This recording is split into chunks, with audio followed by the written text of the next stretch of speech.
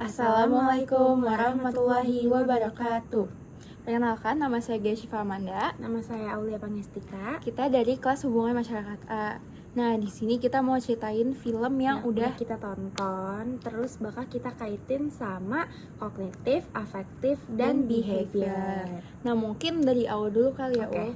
Coba kamu ceritain. Kamu sebenarnya udah pernah nonton film Jumbo belum sih, Gis? Kebetulan belum, soalnya waktu itu nggak sempet. Coba Nah, dong ceritain. sumpah, film Jumbo tuh beneran seseru itu karena jadi gini, film Jumbo tuh kayak kisah seorang anak kecil kayaknya sekitar umur 10 tahunan. Dia tuh udah yatim piatu karena orang tuanya itu kecelakaan atau apa ya, aku tuh lupa ingat. Tapi dia tuh waktu di film itu tuh dia tinggal sama neneknya. Nah, dia Jumbo nih, nama asli Jumbo nih Don. Nah, pemeran utamanya tuh Don namanya, dan Don ini tuh emang punya nama yang sesuai, punya bentuk fisik sesuai sama nama filmnya. Dia agak sedikit berisi gitu loh. Makanya namanya Jumbo gitu ya. Dia tuh emang agak sedikit berisi, dan itu salah satunya juga salah satu penyebab juga dia tuh sering dibedain lah sama temen-temennya. Kayak dia dibully gitu. Ya kayak dijauhin. Kayak misalkan temen-temennya tuh lagi pada mau main bola atau main apa, dia tuh suka yang gak mau diajak gara-gara dia larinya lambat. Terus kayak dia nyusahin lah ibaratnya kalau menurut temen-temennya itu.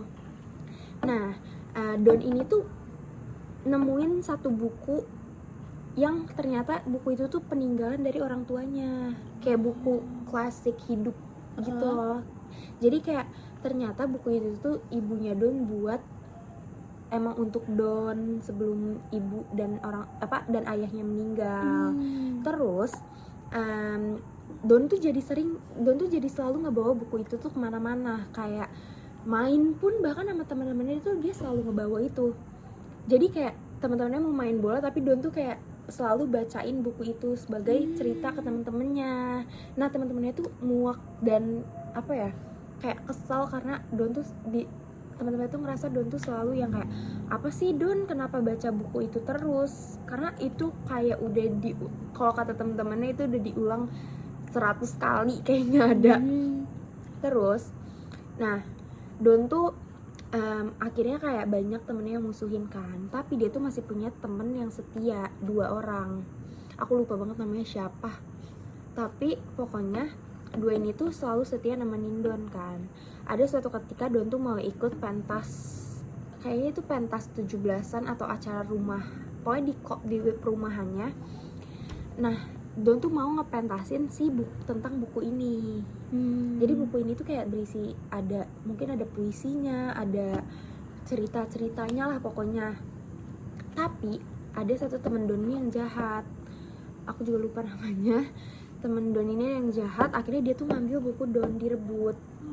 Nah, direbut nih, terus udah gitu akhirnya Don tuh kayak berusaha banget buat ngambil buku itu balik.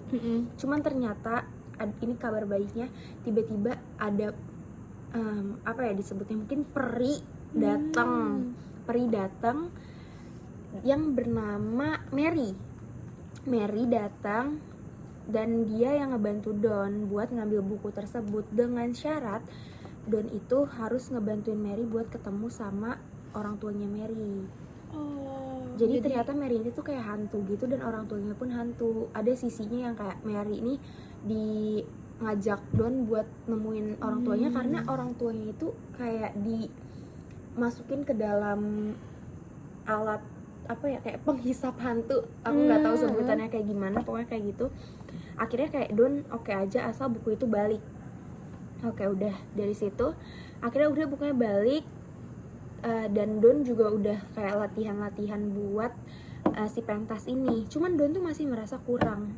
Akhirnya Don ini tuh minta tolong bantuan Mary buat ikut tampil di pentas seni ini, yang padahal Mary itu bilang dia nggak mau menampakkan dirinya ke orang-orang lain selain Don dan 2 temennya itu. Akhirnya setelah pertimbangan panjang, Mary tuh mau ngebantuin Don, asalkan Don tuh ngebantuin Mary buat nemuin dia sama orang tuanya. Oke. Jadi kasih timbal balik gitu ya mereka berdua. Akhirnya udah nih pentas seni mereka, dan itu hasilnya super duper keren banget, dan itu kayak takjub banget, aku kayak sampai nangis gitu loh, karena jujur sedih banget lagunya. Oh iya, iya lagunya tuh sering banget lewat Iya, tuh semua di itu media sedih sosial banget. aku. Dan kayak benar menyentuh. Terus kayak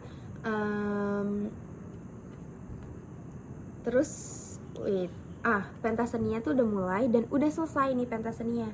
Ternyata banyak banget orang yang suka sama pentas seni Don, yang akhirnya pentas seni Don itu mau ditayangin lagi, mau diadain lagi tuh buat acara apa gitu ya, pokoknya di hari setelahnya, di malam puncak kalau nggak salah.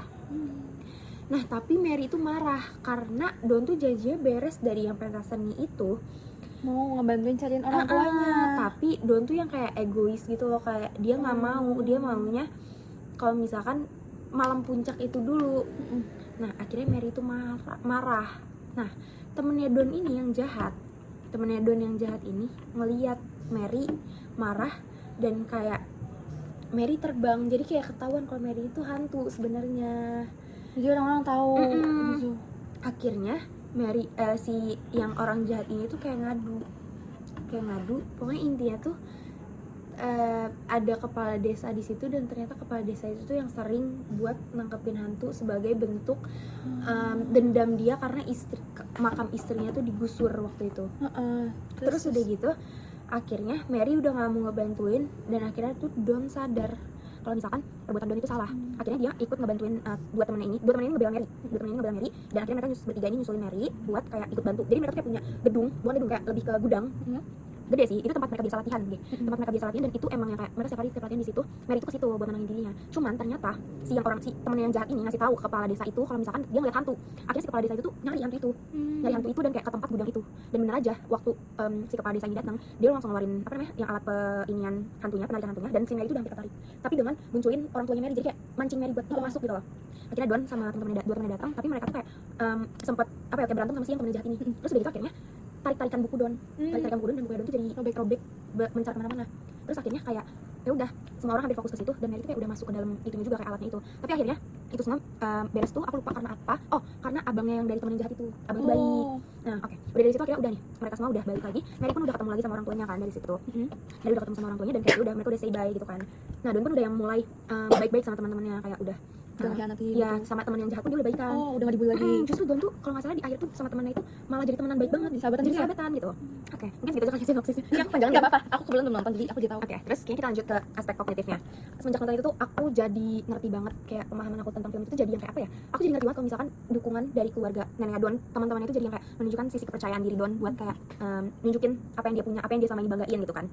Terus juga kayak aku jadi tahu kalau misalkan banyak di sekitar sana tuh yang kayak perundungan yang dikarenakan perbedaan fisik, jadi terjadilah perundungan itu kan. Perundungan, maaf ya. Terus juga aku jadi tahu kalau misalkan dari kesalahan, misalkan kesalahan, even teman kamu tuh punya kesalahan yang banyak, tapi dia udah berani mengakui kesalahannya dan berani coba buat minta maaf, itu bisa mengobati semua luka-luka yang udah terjadi. Kayak ya udah, itu jadi ibaratnya jadi pelajaran yang kayak ya aku maafin. Dan itu juga aku jadi tahu sebesar apa hati orang yang udah tersakiti gitu ibaratnya. Oh my god. Oke, terus apalagi afektif. Perasaan kamu tuh gimana sih? Perasaan aku tuh sumpah sedih banget guys. Perasaan aku sedih banget nonton film itu, beneran aku ngerasa sedih karena kayak pertama ditinggalin kedua orang tua di masa kecil tuh kan kayak sedihnya tuh sedih banget kan pasti. Terus yang kedua tuh kayak dirundung sama teman-teman, dibully gitu-gitu kan, kayak pasti sakit banget. Apalagi kayak dikatanya kayak kamu aneh Don, baca itu terus gini-gini gitu udah bosan gitu kan, pasti kayak sedih banget ya gitu. Terus kayak apalagi dihianatin sama teman yang kayak kita punya suatu hal yang mau kita banggain tapi malah direbut sama mereka gitu ya, kayak contohnya tadi buku Don diambil, disembunyiin gitu kan. Terus apalagi yang waktu pentas seni, jujur di pentas seni itu aku beneran ngerasa kayak sedih banget. Perasaan aku tuh kayak jadi beneran sedih yang kayak wah gila gitu. Ternyata beneran sesedih itu kalau misalkan kisah orang yang kan banyak kayak cerita orang yang kayak ditinggalin sama orang tuanya gitu, ternyata kayak sesedih itu kalau misalkan kita ngelihat secara langsung, kita nonton secara langsung pasti sesedih itu. Terus behavior yang bikin perilaku yang bikin berubah ya aku tuh kayak tentang perundungan lagi itu sih. Kayak ya jadi aku semakin aku jauhin hal itu yang kayak perundungan cuman karena perbedaan fisik, yang padahal kita kayak sama-sama manusia, kita sama-sama makan nasi, apa salahnya perbedaan fisik kan? Apalagi mereka masih kecil gitu ya. Betul, di kalangan kecil anak-anak tuh ada perundungan gitu. Jadi kayak aku perilaku yang bikin aku wah gitu banget tuh gara-gara jadi kayak aku ikut menjauh dari hal-hal seperti itu. Bahkan kalau misalkan teman aku ada yang melakukan hal seperti itu, aku jadi yang kayak ngingetin kayak Iya, buat apa sih kayak ngingetin gitu. itu. Terus juga kayak behavior yang terjadi ke aku juga jadi yang kayak aku semakin yakin sama kayak mimpi-mimpi aku buat kayak ngejar mimpi, ngejar usaha pokoknya ngejar usaha aku dengan mimpi-mimpi kecil, dari mimpi-mimpi kecil aku gitu, yang kayak aku yakin pasti aku bisa asalkan kita berusaha gitu kan. Keren sih. Ya paling gitu aja sih. Kok kamu film apa sih, Gi? Kebetulan nih, kamu udah pernah nonton Miracle in Cell Number 7 belum? Yang dari mana ya itu? Nah ini kebetulan aku nontonnya yang dari Korea, tapi aku udah nonton semua versi. Dan kebetulan baru-baru ini juga udah diadaptasi sama Indonesia. Aku nggak pernah sih. Cuman sekarang aku lebih mau fokusin nonton, kita ceritain yang Koreanya. Iya, boleh. Jadi karakter utamanya itu ada ayahnya, seorang ayah namanya Yonggu dan anaknya Yesung. Jadi Yesung ini masih kecil banget. Sebenarnya si Yonggu ini tuh bapak-bapak yang kayak udah nggak ada istrinya lah gitu. Wait, Yesung tuh cewek apa cowok? Cewek. Okay. Nah dia tuh kayaknya harusnya sih dia masih SD atau nggak masih TK gitu ya. Dia masih kecil banget. Tapi ayahnya ini, si Yonggu ini, dia itu ada disabilitas intelektual. Jadi dia emang ada kekurangan tersendiri. Nah kisahnya dimulai dari mana nih? Jadi awalnya itu si ayahnya ini tuh dia kerjaannya tuh ada kerjaan utama dia bukan orang kaya, dia orang biasa aja. Dia tuh ngejual balon. Pada saat itu ada anak pejabat yang ulang tahun dan ayahnya ke situ dong buat jualan balon. Tapi secara tiba-tiba pas banget timingnya itu anak pejabat itu tuh meninggal. Nah karena si ayahnya ini ada di lokasi tersebut, ayahnya itu coba buat ngebantuin anaknya ini meninggalnya jatuh dari ke kolam renang. Jadi terus si siapa tadi nama penjual balonnya? Si Yonggu itu dia tadi mau ngebantuin anaknya yang jatuh sebenarnya. Benar, udah diangkat. Terus namanya orang bantuin yang nggak bisa nafas dari air, kita pasti ngebuka baju dong. Kita mau ngasih nafas buatan. Tetapi si pembantunya ini salah mengartikan. Dikiranya mau melakukan pelecehan seksual dan membunuh. Jadi ayahnya ini si Yonggu ini menjadi tersangka utama pembunuhan anak pejabat tersebut. Jadi penjara ya. Tetapi karena dia tuh ada disabilitas intelektual, jadi dia nggak bisa ngejelasin ke polisian. Benar. Karena dia nggak bakal dipercaya sama siapapun. Iya benar. Dan kebetulan bukti CCTV-nya juga nggak ada saat itu.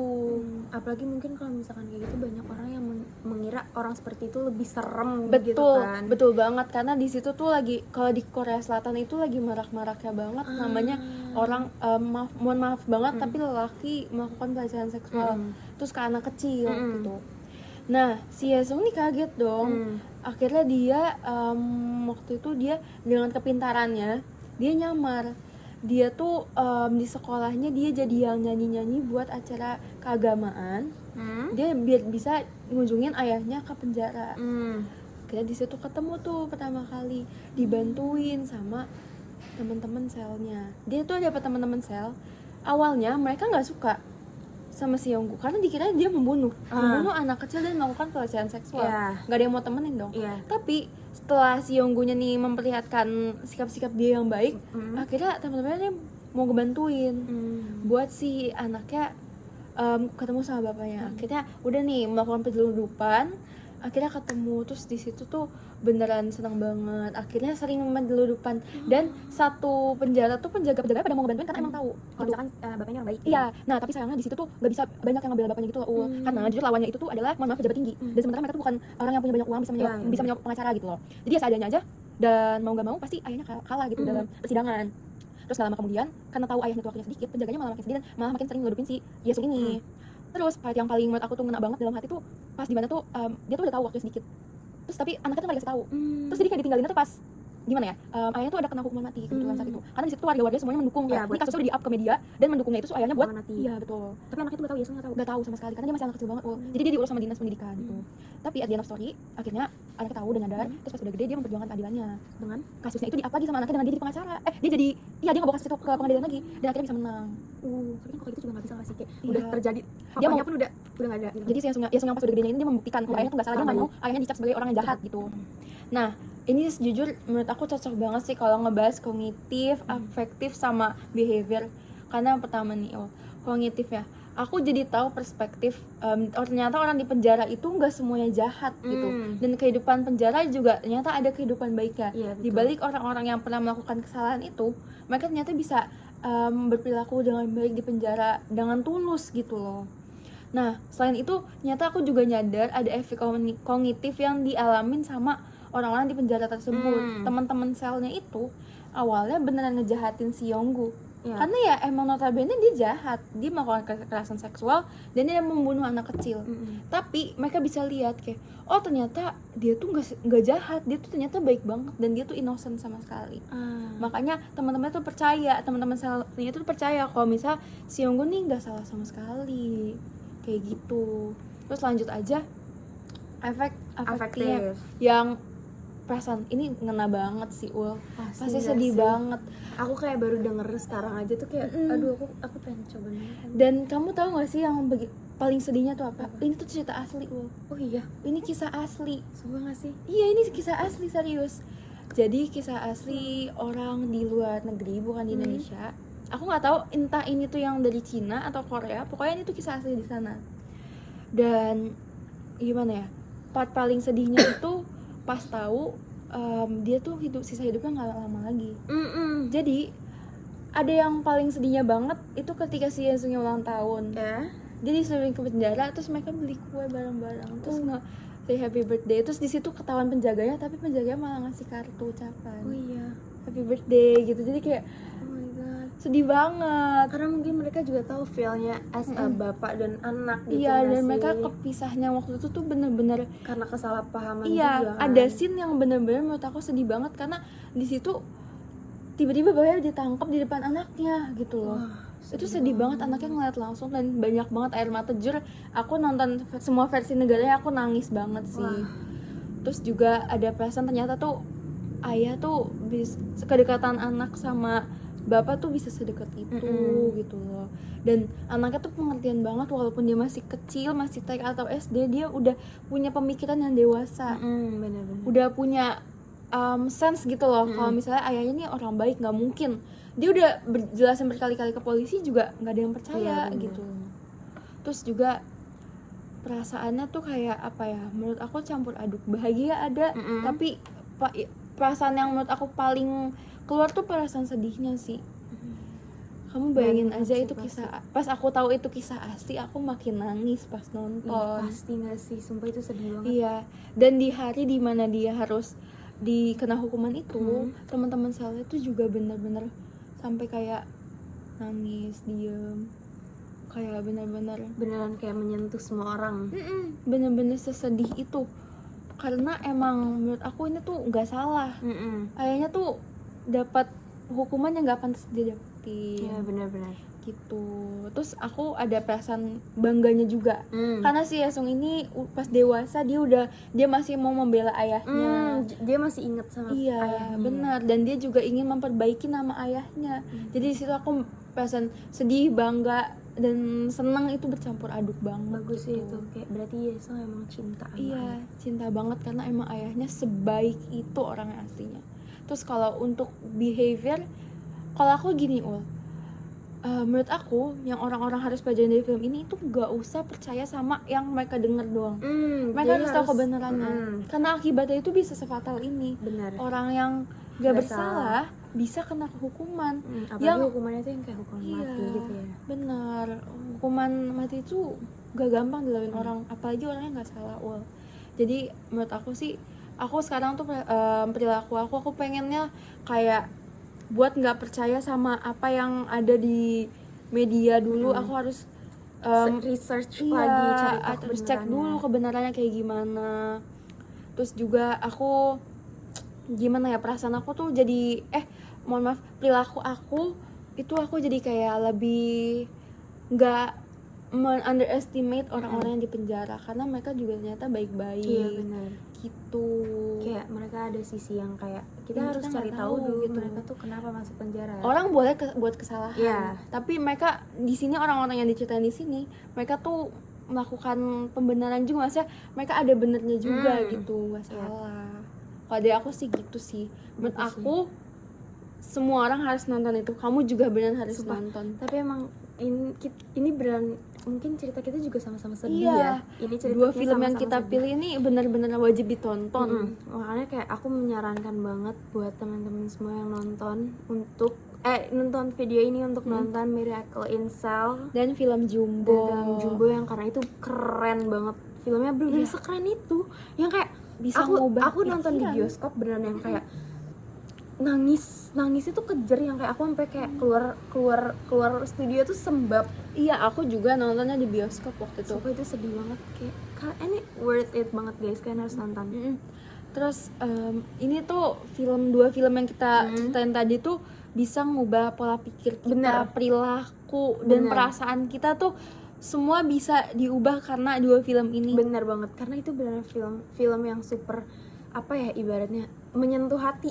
Iya. Dan fun fact aja kedua film kita ini menang penghargaan banyak banget. Bener. Jadi beneran harus ditonton. Kalau gitu. misalkan kalian lihat di Instagram pasti Jumbo dan Miracle in Cell itu itu langsung keluar gitu. tapi aku belum pernah nonton. Iya, aku juga berarti harus nonton Jumbo juga sih karena aku juga belum nonton. Itu ada di Netflix gak? Aku bakal nonton di Ada Netflix. di Oh, Netflix ada. Nanti Jumbo aku Oke. tunggu deh di Netflix juga kalau ada. Oke. Pokoknya semua orang harus nonton. Ini nggak cuman sekedar tentang sinema, tapi ini tentang edukatif dan informatif. Asli. Oke. Wajib banget nonton. Bye. Makasih banyak. Assalamualaikum warahmatullahi wabarakatuh. Bye.